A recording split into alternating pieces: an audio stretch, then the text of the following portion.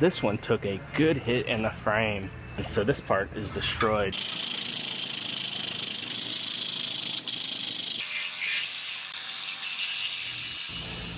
I have a Dodge Ram here.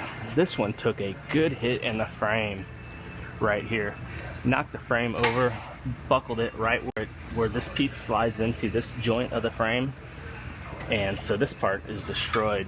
Luckily, they actually sell that front stub. So I have a new piece, and then actually I got to cut that one out, and it slides inside of there. It slides inside the other piece, and it gets welded in that way. And then it also gets this upper apron assembly piece. First, I am going to go ahead and I'm going to get our measuring system out, and I'm going to measure the frame. I want to make sure every other part of the frame besides this damaged portion is in good shape. If not, I might have to do some pulling to square up the frame. So I want to check everything else on the frame, make sure it's good. If it's not, I'll fix it. If it is, then I'll go ahead and I can cut this section off.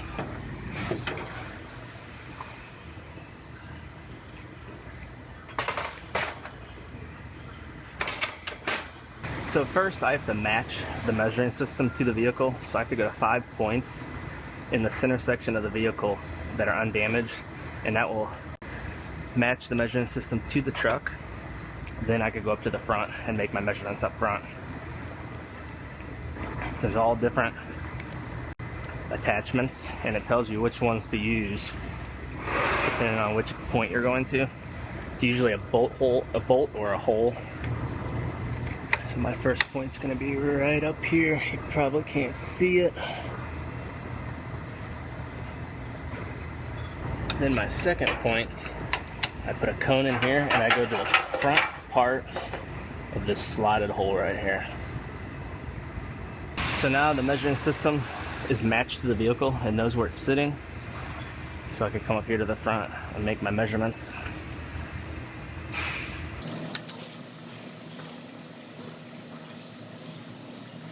Well, unfortunately, not only is this side of the frame way off, but this side is pushed over about 12 millimeters.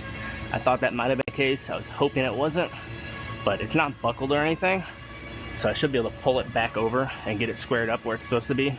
Everything behind these points is all fine. Everything measures out fine. It's just this front stub section.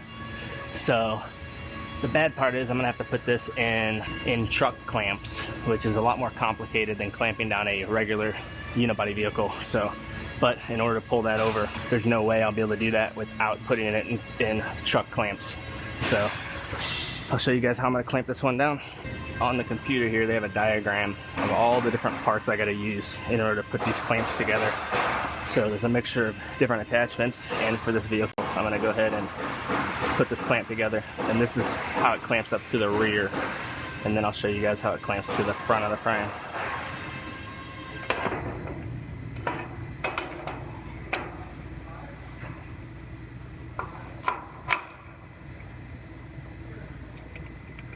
So the way this attaches in the back is it has this cup and another cup here, and they're gonna sit over that bolt right there.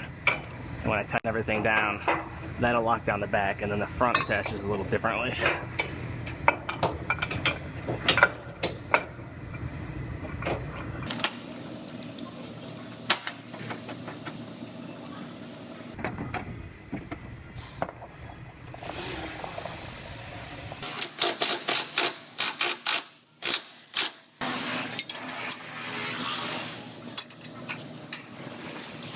Now I am onto the front clamp, and the front it actually just clamps the frame, it squeezes it. So I'm going to put this one together now. And they have a measurement for exactly where they want this. And you come off the center of the rear wheel here, and they want it 2,030 millimeters, which is right here. Right about there. And the front also has this extension to raise it up a few inches.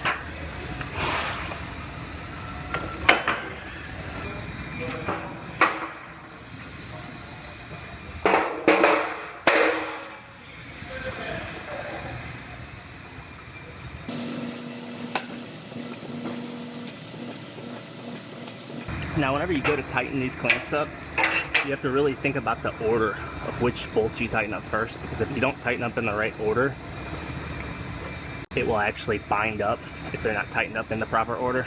So the first thing is I'm going to tighten up the top clamp part.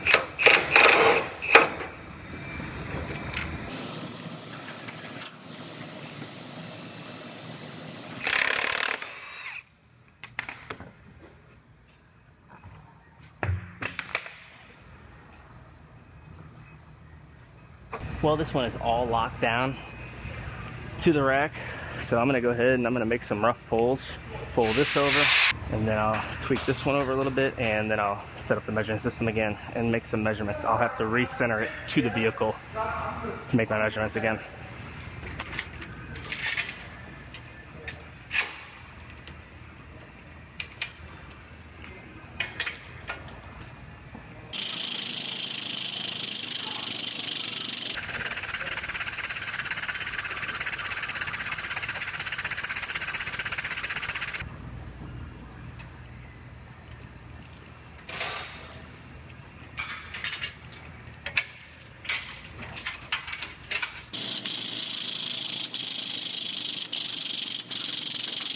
I am going to go ahead and rematch the measuring system to the vehicle since it moved. You got to re-center it to the vehicle. Then I will come up to the front and start dialing in those frame rails exactly where they're supposed to be.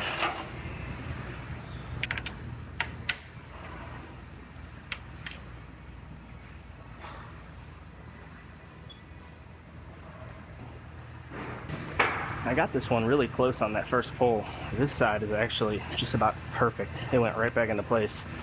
This side I moved a long ways. I'm gonna move it about 10 more millimeters. And then I'm gonna go ahead and we'll be in good shape and I'll get it cut off.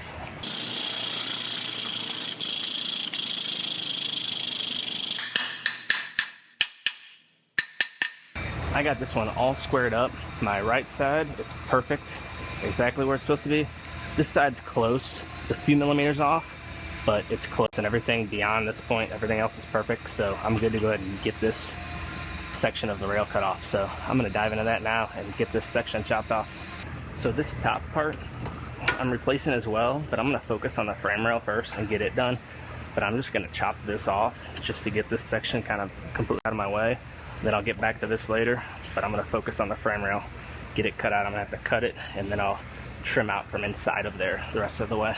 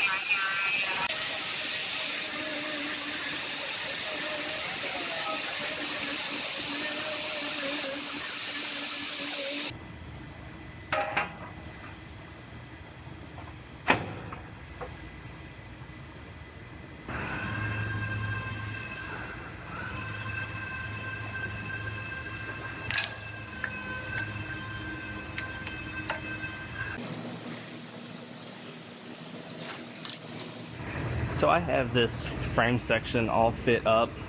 I got it measuring out perfectly, so it is ready to weld. So I am going to go ahead and get the MIG welder out, and I'm going to zap this all the way around. And then it also gets welds on the inside of this oval hole here. Then after that, I will start fitting up the upper rail section and get all that worked out. Well, first start cutting this one off, then start fitting the new one up.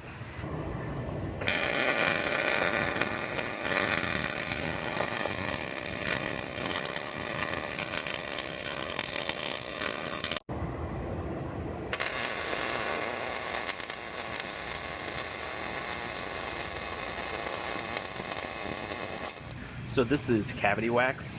I'm going to hose inside of this frame rail to protect it's corrosion protection for the inside for all the area that I welded, any bare metal. And this sprays in a 360-degree pattern. You can see right there. And I'll hose this all the way down in here. Alright, now on to the upper rail assembly. I have to replace. Now this piece, it slides in way back up in here. In order to put the whole piece in, you have to take this whole piece off, and you also have to take the dash out because you'll be welding right up against where the dash goes, and it could catch fire. But they actually make a sectioning procedure. They have a procedure where I could cut this right here, right in here, and it shows I could cut this anywhere up in this area. So I'm probably gonna cut them both. Probably cut this one here and this one here. And this is the repair procedure. It shows anywhere in the green you could section it in. So pretty much anywhere in the top area, and then they want me to go in the back of this bottom area. I'm gonna go ahead and I'm gonna mark this. I'm gonna go 50 millimeters back from this hole for my bottom cut. Then my top cut, I'm gonna go 40 millimeters, can't talk, 40 millimeters back from this hole.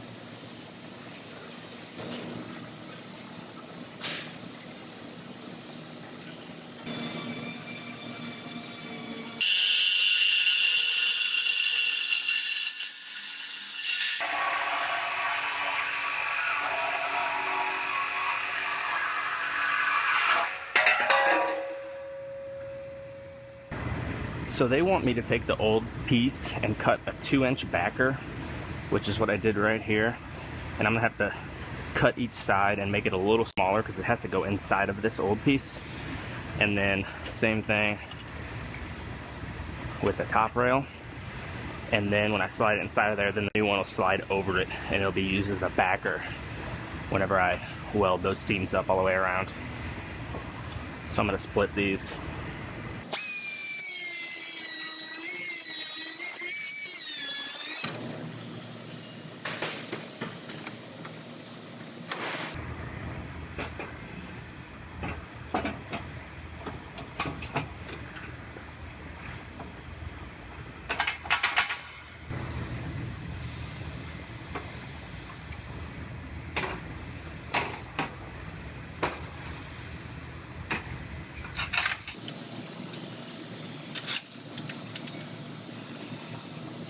So I'm going to do some comparison measurements. First I'm going to check the length on each side. And that's dead on.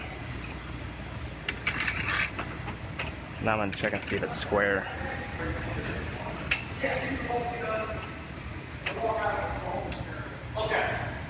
Pretty much dead on. Perfect.